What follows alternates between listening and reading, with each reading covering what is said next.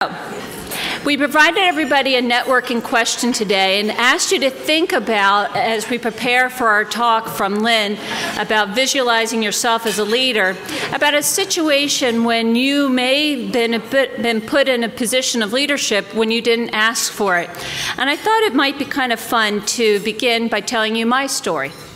And my story actually begins here at the Union League. Some of you may be aware of in 1986, the Union League's membership admitted women to their fold for the first time after being an all-male club for over 100 years. So at the urging of my father, I joined the League in the beginning of 1987 and was the 21st woman to join the League. And I came here to a new members' breakfast in order to find out what the League was about, because my father said it's a great place to do business, but I really didn't know much more than that. And at the breakfast, I met a nice young man who told me about the juniors. Now, the juniors at the League are those members who are under 35, and they have parties, they do happy hour, and they play softball. So, as a single 24-year-old, what more could I want? So I ran up and introduced myself to him afterwards and said, gosh, I would love to get more involved in softball. Wow, I played softball in high school and I won an award in softball. Tell me about it. He said, oh, that's terrific. We have a team and we play at Villanova University and our next game is tomorrow night. I said, oh my gosh, I live 2 blocks away from Villanova. That's perfect. He said, oh, that's great. I'll let the guys know to expect you. And we'll, see you tomorrow at 7 o'clock. So I arrive to the field, glove in hand, and I'm running down to the field, and I notice that there are no women on the field. I mean, there were a couple women spectators.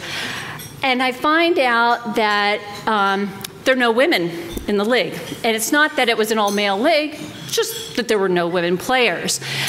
So I introduced myself, and about half the guys were very nice to me, and the other half had nothing to do with me.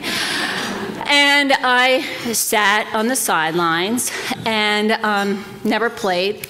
And the game was over, and I kind of, walked home and didn't feel so great about my experience. And I thought, oh, I wonder if I really should go back next week.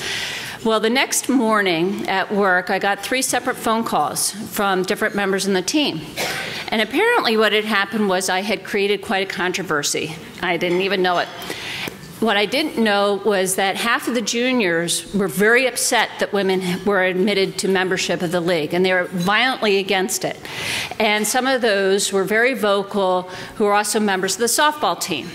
And they had said that if I played, that they wouldn't, and they were going to take the pitcher with them who was a ringer and their friend.